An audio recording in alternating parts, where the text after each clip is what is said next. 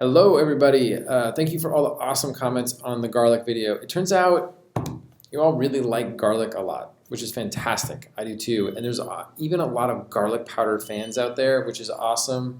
I expected I would do that record scratch and talk about why I think garlic powder is great, and then just get a bunch of angry responses, but that did not turn out to be the case. And so a lot of you were asking about that specific thing and how to use garlic powder, and I talk about putting it in water first and like reanimating it essentially, and then what to do with it after that point. So getting it wet is the first key.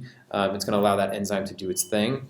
But then after that, in that specific recipe, I add it to the butter, and that goes on. It's just a small amount of water, and that goes on the bread, and it browns up, and it tastes amazing. But you can even do it if you're going to add it to a skillet. So you would, add it to the water, let it reanimate and produce flavor, and then you could saute that in butter after that point. It'd be very similar to actually sauteing fresh garlic. You really just have to have that reaction take place in the first place before it gets introduced to fat, because once it gets into the fat, it's going to come up to a high temperature and it's going to deactivate that enzyme. So the key is just get it wet first. It's like a gremlin or something, but in this case you want to get it wet. So you want to get it wet, but then you can combine it with the fat. So I hope that answers that question of what you're supposed to do with it. In that specific recipe, it goes in with the butter after it gets wet. So I had a comment that I barely mentioned roasted garlic at all, and it's true. I really didn't dig into that. I think that's probably for a whole nother episode and how to use roasted garlic. It's an amazing product, but I will mention that because you are not damaging the cells in the garlic before you roast it, that's why you get something that is so sweet and so mild. I mean, you can pop a whole clove of roasted garlic in your mouth and you don't get that intense bite that you do from raw garlic or even lightly sauteed garlic, where you have all of that allicin doing its thing. In roasted garlic, what you're really doing is you're killing off that enzyme activity by heating it up. It takes a while to get to that temperature, but it cuts that off. And the real flavor development that you're getting in roasted garlic is caramelizing sugars. You get some Maillard browning because there's trace amounts of protein in there as well. So you get something that's really soft and something that's really flavorful, but a very different garlic product. It doesn't have that bite to it. So I'll probably get more into that in another video, but so stay tuned for that one.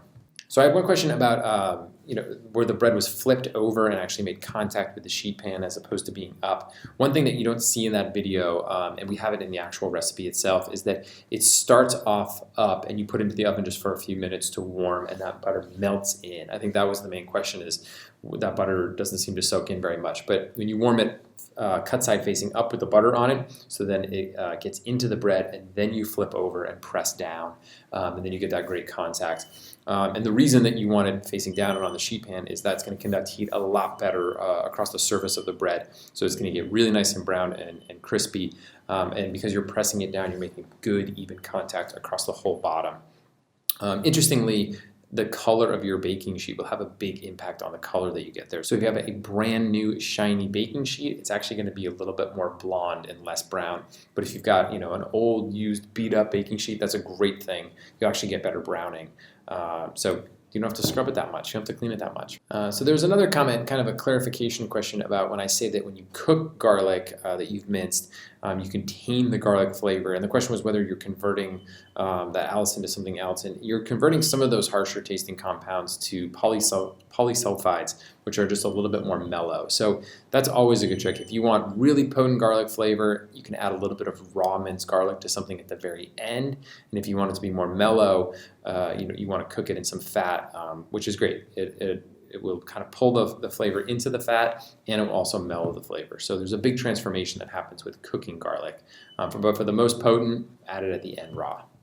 So there were a couple of questions about using a garlic press. I think I have one shot in the video of using a garlic press versus using a microplane versus mincing. And so a garlic press, we like them. We use them a lot in the test kitchen. I think they're a pretty handy thing to have around because they work so much faster than for most people mincing. It will do a lot of damage to the garlic. And if you ever use a press and you kind of look at it in the bowl, you see there's kind of liquid around it, and that's really garlic juice, which means you're crushing a ton of cells. So garlic that goes through a press is going to be really intense, a lot of flavor. A microplane, a rasp grater in general is going to be even more so, because think about how fine that is and how many cells you're damaging But if you were to want to make paste on your board, starting with a garlic press would be a great way to go because you're damaging a ton of cells. You're already getting it down to something pretty fine. And so a garlic press is not something to be shunned. It's a great piece of equipment that can get the job done really fast. So I talked about garlic powder being great, and there are a few questions about other convenience garlic products.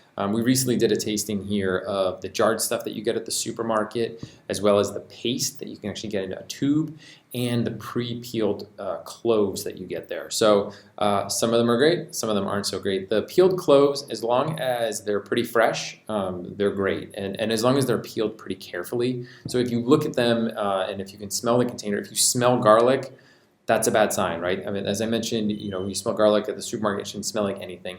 And those cloves, if they've been peeled through some harsh methods, you can get some damage. That means they're gonna potentially rot pretty quickly. So you wanna look blemish-free ones. The pre-peeled cloves are great. The paste, we found to be really, really weak in flavor. It just didn't have much garlic flavor to it at all. I'd much recommend, much prefer using garlic powder over that.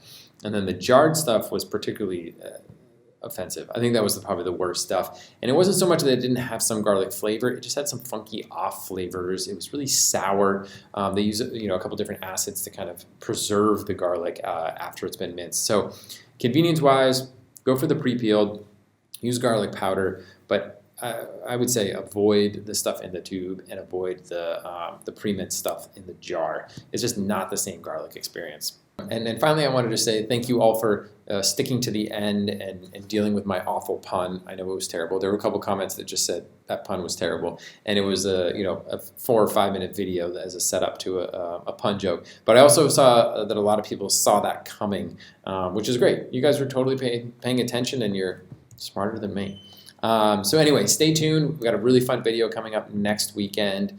I'm having a blast doing this. I really appreciate all the comments. I'm sorry I can't get to more of them, but keep them coming. Thanks, bye.